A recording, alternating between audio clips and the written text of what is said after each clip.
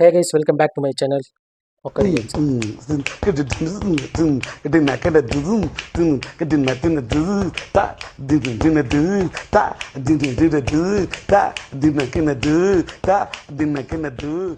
Guys, இன்னைக்கு video ரொம்பவே இன்ட்ரெஸ்டிங்காக இருக்கும்னு நினைக்கிறேன். ஏன்னா எடுத்துகிட்டு வந்திருக்கிற டாபிக் அந்த மாதிரி. இப்போ தமிழ்நாட்டில் இதுதான் ஹாட் டாபிக்னே சொல்லலாம். எந்த நியூஸ் சேனல் எடுத்தாலும் சீமான் வெர்சஸ் பெரியார் அப்படி சொல்லக்கூடாது. நாம் தமிழர் வெர்சஸ் திமுக அப்படின்னு சொல்லக்கூடாது. இது இப்போ தமிழ் தேசியம் வெர்சஸ் திராவிடம்ன்ற அளவுக்கு வளர்ந்துருச்சு. ஸோ அப்படி சொல்கிறது தான் கரெக்டாக இருக்கும்னு நினைக்கிறேன். ஏன்னா அந்தளவுக்கு இதை பேச்சு பொருளாக்கியிருக்காங்க. இப்போ கூட கெட்ட பையன் சார் சேனல்லேருந்து சீமான் பேசின வீடியோ தான் எடுத்துகிட்டு வந்திருக்கேன் பெரியாரை பற்றி. எனக்கு தெரிஞ்சு இது இப்போ நடக்கிற இந்த ஈரோடு இடைத்தேர்தலில் தேர்தல் பிரச்சாரத்தில் தான் பேசியிருப்பார் அப்படின்னு நினைக்கிறேன். ஸ்டேஜ் பேக்ரவுண்டை பார்த்தா அப்படி தான் தெரியுது. அதுதான் கேஸ் இன்றைக்கி நம்ம ரியாக்ட் பண்ண போகிறோம். இந்த வீடியோ பார்த்துட்டு நானும் சில விஷயங்கள் பேசணும். ஆரம்பிக்கலாமா? 3, 2, 1 ஐயா பெரியார் அவர்களே, நீங்கள் யார்? நீங்கள் இந்த நாட்டவரா? உங்கள் தாய்மொழி தமிழா? நீங்க தான் பெரிய இதாயிருச்ச. இங்கிலீஷ்ல தானே அறிவு இருக்கு, இங்கிலீஷ்ல நாகரிகம் நக்குது. அப்ப என்ன மயத்துக்கு தமிழ்ல எழுதுன?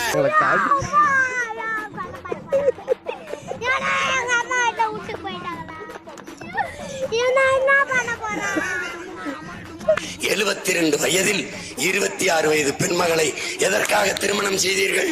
திருமணம் செய்து விட்டீர்கள். சரி, உங்களுக்கு குழந்தை குட்டி இல்லை, என்ன மயத்துக்காக சொத்து சேர்த்தீர்கள்? சாந்தி, இந்த குடிகார மகன் தான் நம்மளை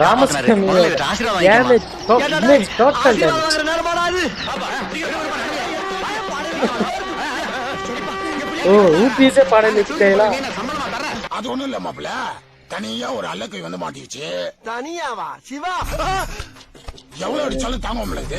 அடிக்க நீ என்னது பிஸியா இருக்கியா? சரி, நான் அடிச்சு அமுச்சு விடுறேன், நீ பாத்துதான். பையன் சார் இந்த பால்சாமி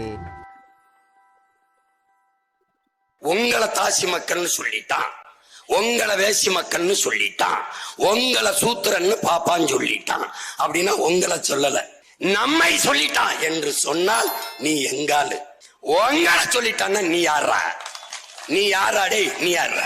உறுதியாக சொல்கிறேன், இவருடைய தாய்மொழி தெலுங்குதான். இல்லை மன்னா, தமிழ்தான். என்பதை நான் அடித்துக் கூறுகிறேன். மன்னா, இவருடைய தாய்மொழி தெலுங்குதான் என்பதை நானும் அடித்துக் கூறுகிறேன். அப்படி என்றால் உன் தாய்மொழி தெலுங்கா? சமைச்சண்டி பிரபு.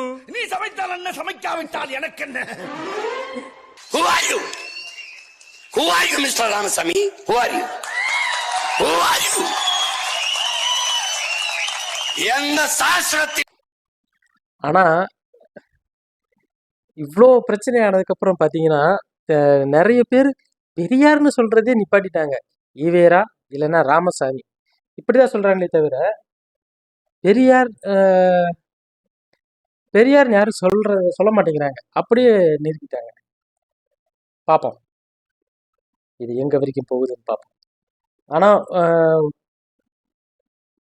நாம் தமிழருக்கு இதுல நல்ல பப்ளிசிட்டி கிடைச்சிருக்கு. உண்மையிலே சீரியஸ்லி சரியான பப்ளிசிட்டி கிடைச்சிருக்கு.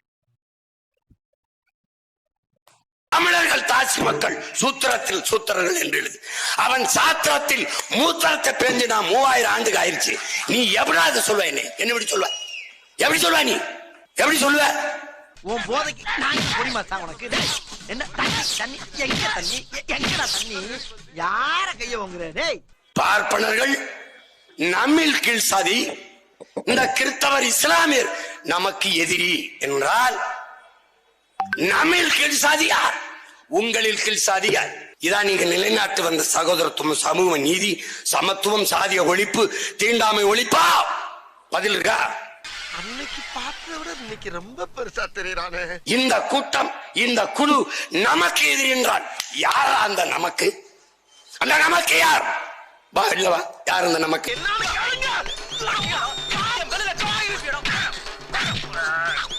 தமிழ் அது அழியக்கூடாது. தமிழை காப்பாற்ற வேண்டும், தமிழுக்காக உழைக்க வேண்டும், தமிழுக்காக உயிரே கொடுக்க வேண்டும் என்று ஒரு கூட்டம் அலைகிறது. அந்த கூட்டத்திடம் மற்ற மக்கள் எச்சரிக்கையா இருக்கணும். அது யாரு? இந்த மற்ற மக்கள் யார்? எவ்வளவு மண்டகடா அடிக்கடா அவன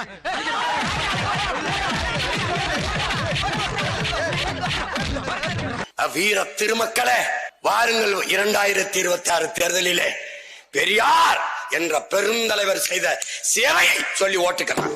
சரியான ஆண்மக்கள். நமக்கு இருக்கடா வம்பு இருக்கடா தெரியாம இருண்டு போயிரும்டா. அப்படி ஏற்கனவே ஒருத்தரும் ஓட்டு போட மாட்டான்.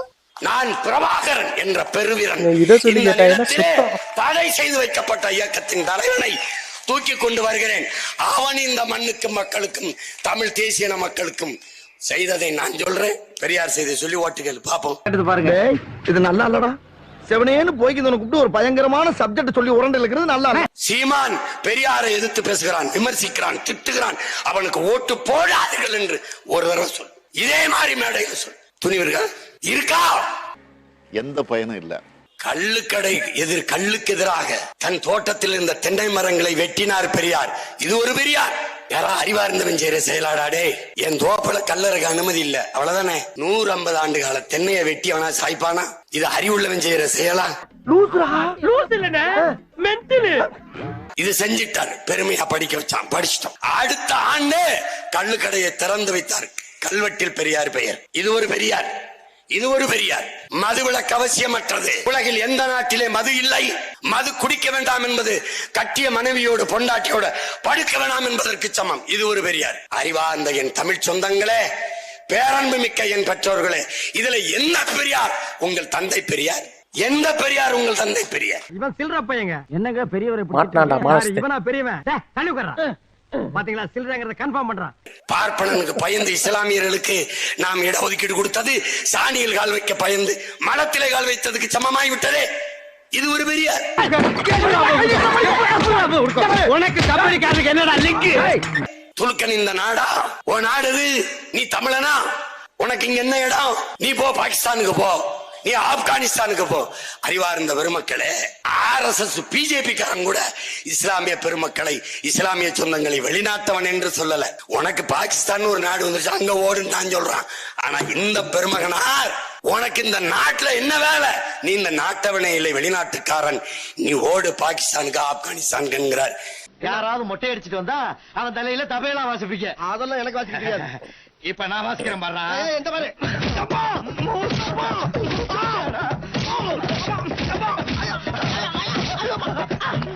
ஐயா பெரியார் அவர்களே, நீங்கள் யார்? நீங்கள் இந்த நாட்டவரா? உங்கள் தாய்மொழி தமிழா? நீ கேட்ட ஒவ்வொரு கேள்வி என்ன செருப்பால் அடிச்ச மாதிரி இருக்குடா. நீங்க தான் பெரிய இதாயிருச்ச. இங்கிலீஷ்ல தானே அறிவு இருக்கு, இங்கிலீஷ்ல நாகரிகம் நக்குது. அப்ப என்ன மயத்துக்கு தமிழ்ல எழுதுன? நீ இங்கிலீஷ்ல எழுதிட்டு போனிதானே.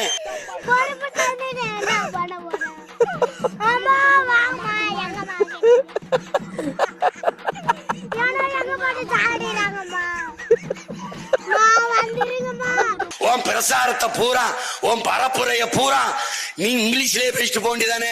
இங்கிலீஷ் வரல, அதை தமிழ்ல சொல்லி இங்கிலீஷ் மொழிபெயர்ப்பாளரை வச்சு இங்கிலீஷ்ல எழுதி வச்சு போயிருந்தா அன்னைக்கே காரி துப்பி தூர போட்டு போயிருப்போம்ல. அந்த சனி எதுக்குடா நாங்க படிக்கணும்னு நீ எதுக்கு தமிழ்ல எழுதுன? தமிழ் காட்டுமிராண்டி மொழி என்றும், தமிழ் சனியன் என்றும், தாய்ப்பால் பைத்தியங்கள் என்றும், எப்படி தமிழ் முட்டாள்களின் பாசை என்றும் தமிழிலே எழுதிய ஒருத்தரை, ஏய் கொலவெறியா வருதுடா. எனக்கு கொலவெறி வருது. எனக்கு வெறி வர கூட இங்க இருந்து போயிடுறேன். உங்களுக்கு வெறி தான் போவேன். வெறி வரதா? போடா போடா, புளியங்கோட்டைக்கு போறணும்ல. நான் ஏல போடலங்க போயிடலாம். பெண்ணிய உரிமை பார், பெண்ணிய உரிமை, சமூக சீர்திருத்தம். சேலத்துல 1971 நடந்த மாநாட்டுல 3வது தீர்மானமா போடுறார். என்ன போடுறார்? கணவன் மனைவி திருமணம் செய்து வாழ்கிற ஒரு பெண் தன்னுடைய கணவன் பிடிக்காம இன்னொரு ஆண்மகளோட அவனுக்கு விருப்பமாயிருச்சு, இச்சையாயிருச்சு, அவளை விரும்பிட்டாள் என்றால் அந்த ஆண்மகனோட கணவனோடு வாழ்ந்து கொண்டு இருக்கும் போது இன்னொரு ஆண்மகனோட உறவை வைத்துக் கொள்வதை குற்றமாக கருதக்கூடாது. இது தீர்மானம். நீ கூப்பிட்டா கட்டின புடவையோட அந்த பொண்ணு வருமா? கட்டாம கூட வருவா. அவ புருஷன் தான் ஒத்து.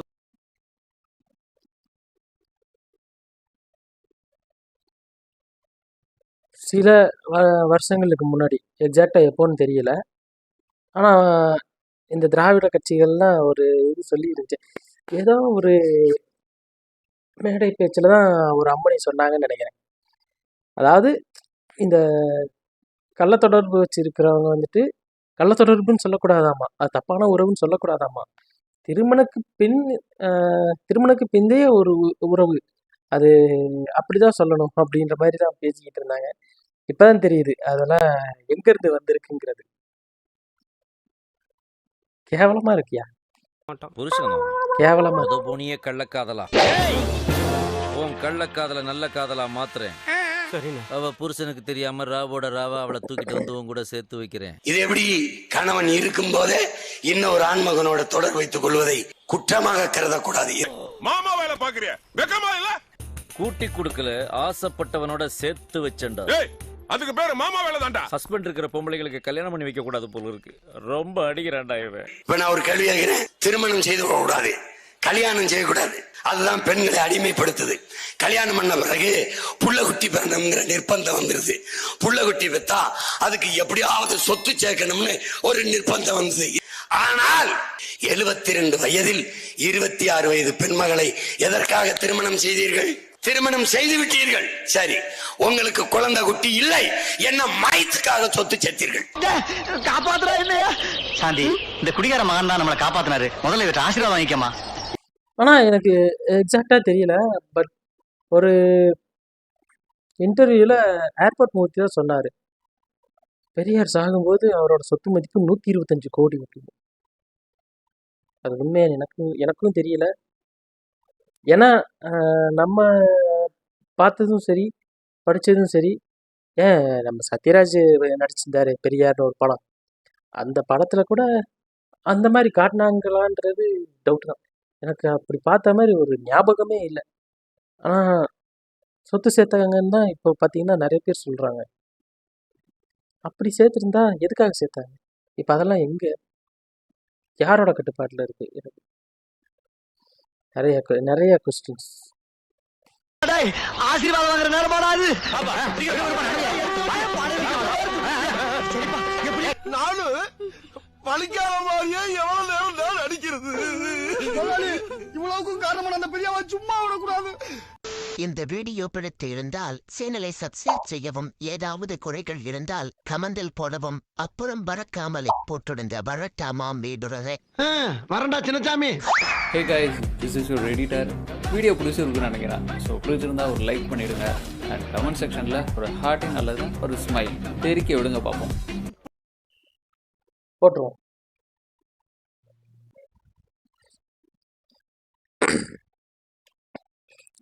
ஆக்சுவலாக வீடியோவோட ஸ்டார்டிங்கில் நான் கொஞ்சம் பேசணும்னு சொல்லியிருந்தேன் இல்லையா? இப்போ பார்த்தீங்கன்னா ட்ரோல் வீடியோஸ் பார்த்தீங்க, இப்போ வீடியோ கூட பார்த்துருப்பீங்க. யூடியூப்பை திறந்தாலும் சரி, நியூஸ் சேனலுக்கு போனாலும் சரி, எல்லா பக்கமும் இந்த பெரியார் இஷ்யூ தான் ரொம்ப பேச பொருளாக இருக்குது. அண்ட் இது அவ்வளோ முக்கியமாக இப்போதைக்கு பேசணுமான்னு கேட்டால் கொஸ்டின் மார்க் தான். என்ன கேட்டால் இது அவ்வளோ பெரிய டிபேட் ஆக்கப்பட வேண்டிய, பேசப்பட வேண்டியது தான். ஆனால் இப்போது இவங்க பேசுகிறதுக்கான காரணம், இவ்வளோ பெருசாக பூதாகாரமாக வெடிக்க வச்சதுக்கான காரணம் என்னன்னு நான் நினைக்கிறேன்னா, இப்போது இந்த சீமான் வீடு முற்றுகைன்னு சொல்லிட்டு ஒரு கும்பல் வந்துச்சு. அதில் நிறைய பேர் காசு கொடுத்து கூட்டிகிட்டு வந்திருக்காங்க. பாவம் மக்கள் என்ன எங்கே வந்திருக்கோன்னு தெரியாமே அந்த கூட்டத்திலலாம் கலந்துக்கிட்டாங்க. அந்த 3000 பேர் வந்து நம்ம டிஎம்கேல சேர்ந்துருக்காங்க அப்படின்னு சொன்னது கூட அந்த மாதிரி தான் இருந்துச்சு. ஸோ அப்பப்போ அதெல்லாம் ஸ்பாட்டில் போயிட்டு பேட்டி எடுத்து கிளின்னு கிழிச்சிட்டு தான் இருக்காங்க. அப்பயும் அவங்களுக்கு புத்தி வர மாட்டேங்குது. இப்போது இந்த விஷயத்தை இவ்வளோ பூதாகரமாக ஆக்கியிருக்காங்க அப்படின்னா அதுக்கு பின்னாடி சில விஷயங்கள் நடந்திருக்கு. என்னென்னா, சரியாக ஒரு 15-20 நாளுக்கு முன்னாடி என்ன ஹாட் டாப்பிக்காக இருந்துச்சு கொஞ்சம் யோசிச்சு பாருங்கள். அண்ணா யூனிவர்சிட்டி பிரச்சனை. யார் அந்த சாருன்னு சொல்லிட்டு சட்டசபையில் எடப்பாடி கேட்டார். நாம் தமிழர் எல்லாம் கேட்டுட்டு அவருக்கான போராட்டம் பண்ணாங்க. நிறைய பேர் கைது பண்ணாங்க. சீமானந்தனையே கூட கைது பண்ணாங்க.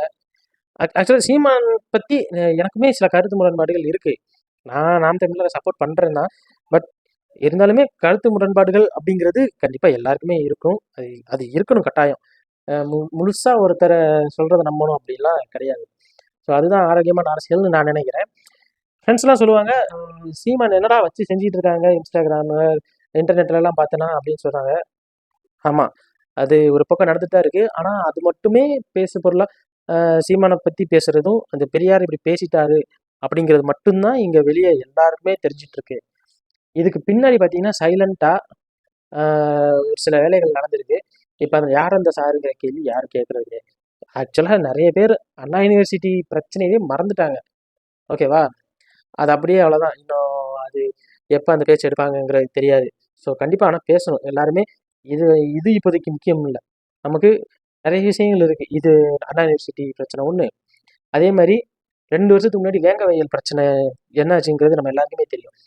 அது இப்போது சிபிஐக்கு மாற்றணும்னு சொல்லி கேட்டு எல்லாம் சிபிஐக்கு மாற்றிட்டாங்க. அவங்களும் கொஞ்சம் இந்த 2 வருஷம் முடிஞ்சிருச்சு, இருந்தாலும் எங்களுக்கு இன்னும் கொஞ்சம் டைம் வேணும் அப்படின்னு சொல்லி நீதிமன்றத்தில் கேட்டிருக்காங்கன்ற ஒரு செய்தியும் வந்தது.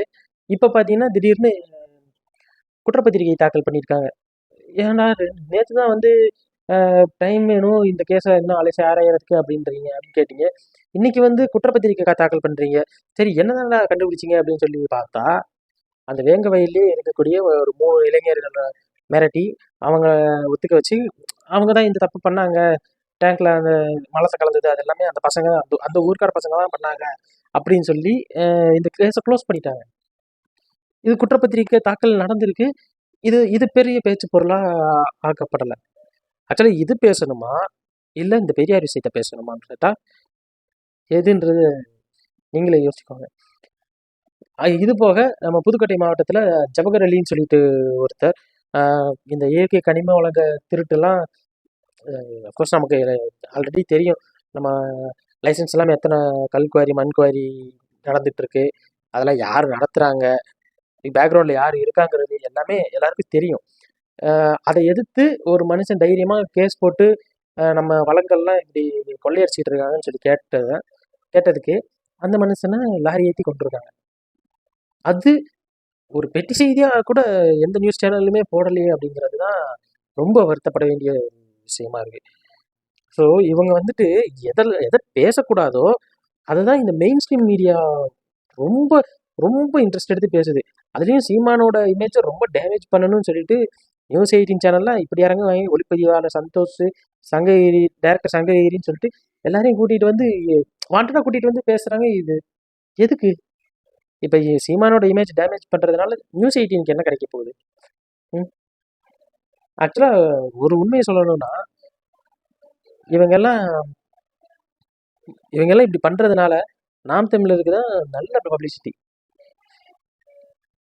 எவ்வளோ காசு கொடுத்தாலும் இத்தனை வருஷம் தனியாக நின்றுருக்காங்க, இவ்வளோ ஓட்டு தனியாக நின்று ஜெயிச்சிருக்காங்க, இதெல்லாம் சொல்லி இவங்க பப்ளிசிட்டி இந்த அளவுக்கு பப்ளிசிட்டி கொடுத்துருப்பாங்களா அப்படின்றது கொஸ்டின் மார்க் தான். இப்போது இந்த பிரச்சனையினால் நாம் தமிழருக்கு நல்ல ஒரு பப்ளிசிட்டி கிடச்சிருக்கு. ஸோ அந்த பப்ளிசிட்டியோட எப்படி சொல்கிறது, அதோட பலன் இந்த ஈரோடு இடைத்தேர்தலில் தெரியும்னு நம்புகிறேன். ஏன்னா இப்போ நம்ம பார்த்தது கூட அதே தான், ஈரோடு பிரச்சாரம் மாதிரி தான் தெரியுது. ஸோ இந்த அளவுக்கு பேசுகிறாங்கும்போது மக்களும் இப்போ தேடி படிக்க ஆரம்பிச்சிட்டாங்க. என்னடா இப்படி பேசிக்கிட்டு இருக்காங்க, பெரியார் ஒருவேளை உண்மையிலேயே இதுதான் சொல்லியிருப்பாரா, இல்லை அப்படி என்னதான் சொன்னார், எதனால் இவங்க இப்படி பேசுகிறாங்கிறத இளைஞர்கள் நிறைய பேர் தேட ஆரம்பிச்சிட்டாங்க. அந்த வகையில் மேக்ஸிமம் சீமான் சொன்னது கரெக்டாக தான் இருக்குது. இப்போ நேற்று ஒரு ரங்கராஜ் பாண்டியாவோட இன்டர்வியூ ஒன்று பார்த்துருந்தேன். அவருமே அதை தான் சொல்கிறாரு. இப்போ இந்த திராவிட கட்சிகளாக இருந்தாலும் சரி, இந்த நியூஸ் சேனலாக இருந்தாலும் சரி, சீமானோட இமேஜ் அந்த முக்கியமாக அந்த ஃபோட்டோ எடிட் பண்ணப்பட்டது அப்படின்னு சொல்லி தான் நிறைய இப்போ பெரியாரோட பிரச்சனையிலேருந்து அப்படியே இங்கே நடந்துருக்கு. அது சந்திப்பு நடக்கவே இல்லை அப்படின்னு சொல்லி எடிட் பண்ணியிருக்காங்க அப்படின்னா சந்திப்பு நடக்கலை அப்படின்னு சொல்லி தான் கொண்டு போவாங்க. ஆனால் குளத்தூர் மணி சந்தித்தது உண்மைதான்னு அவரே ஒத்துக்கிட்டாரு. ஒரு 12 நிமிஷம் பேசியிருப்பாங்க அப்படின்னு சொல்லி அவர் சொல்கிறாரு. ஆனாலும் சந்தித்தது உண்மை. இப்போ இவங்க சொல்கிற அந்த ஃபோட்டோ எடிட்டர்னு சொல்கிறது மூலியமாக என்ன நிரூபிக்க பார்க்குறாங்கன்னா, அந்த சந்திப்பு உண்மை இல்லைன்னு சொல்கிறது தான் நிரூபிக்க பார்க்குறாங்க. ஆனால் சந்திப்பு உண்மைங்கிறது கூட போன குளத்தூர் மணி, இந்த திராவிட கட்சிகளில் இருக்கிற குளத்தூர் மணியே சொல்லிட்டாரு. ஸோ அதுக்கப்புறம் அது எடிட் பண்ணால் என்ன, பண்ணலைன்னா என்ன, அது தேவையில்லாத விவாதம் தான். ஆனால் அதை தான் இந்த நியூஸ் சேனல்லாம் வாண்டடாக எடுத்து பேசிக்கிட்டு இருக்கு. ஸோ இதெல்லாம் தான் இப்போ ரீசெண்டாக நம்ம ஆன்லைனுக்கு வந்தாலே எனக்கு ரொம்ப மனசு உறுத்துற ஒரு விஷயமா இருந்துச்சு. இந்த தேவையில்லாத ஒரு விஷயத்த இவ்வளோ பேச்சு பொருளாக மாற்றிட்டு பூதாகரமாக வெடிக்க வச்சுட்டு மக்கள் எல்லாம் திசை திருப்பி அதுக்கு பின்னாடி இப்படிப்பட்ட ஒரு வேலை இந்த வேங்கவையல் சம்மந்தமானதாக இருக்கட்டும் கேஸாக இருக்கட்டும், அண்ணா யூனிவர்சிட்டி கேஸாக இருக்கட்டும், இந்த ஜபகர் அலி விவகாரமாகட்டும், இதெல்லாம் எப்படி எடுத்துக்கிறதுனே எனக்கு தெரியல. ஒரு அரசு இந்த அளவுக்கு நடந்துக்குமா அப்படின்னு சொல்லி எனக்கு ஆச்சரியமாக இருக்குது உண்மையிலேயே. ஸோ இதெல்லாம் நான் சொல்கிறது வந்து இப்போ நான் பேசுனது எனக்கு பர்சனலாக எனக்கு நான் பார்த்து படித்த விஷயங்கள்லேருந்து எனக்கு தோணுறது நான் உங்ககிட்ட பகிர்ந்து கொள்ளணும் அப்படின்ற ஒரு காரணத்துக்காக தான் நான் சொல்கிறேன். ஸோ நான் சொன்னது சரி அப்படின்னு நினச்சிங்கன்னா தம்ஸ்அப் கொடுத்து சப்போர்ட் பண்ணுங்கள். நீங்கள் என்ன நினைக்கிறீங்க அப்படிங்கிறத உங்கள் கருத்துக்களை கமெண்ட்டில் சொல்லுங்கள். இதே மாதிரி நிறைய வீடியோஸ் கண்டினியூஸாக வந்துக்கிட்டே இருக்கும். ஸோ என்ன மாதிரி எதிர்பார்க்குறீங்க அப்படிங்கிறதையும் நீங்கள் கமெண்ட்டில் சொல்லலாம். அவ்வளோதான் நான் சொல்ல நினச்சது. கொஞ்சம் மனசில் இருக்க பாரத்தெல்லாம் இறக்கி வச்ச மாதிரியும் இருக்குது. ஸோ அவ்வளோதான். நெக்ஸ்ட் வீடியோவில் மீட் பண்ணுறேன்.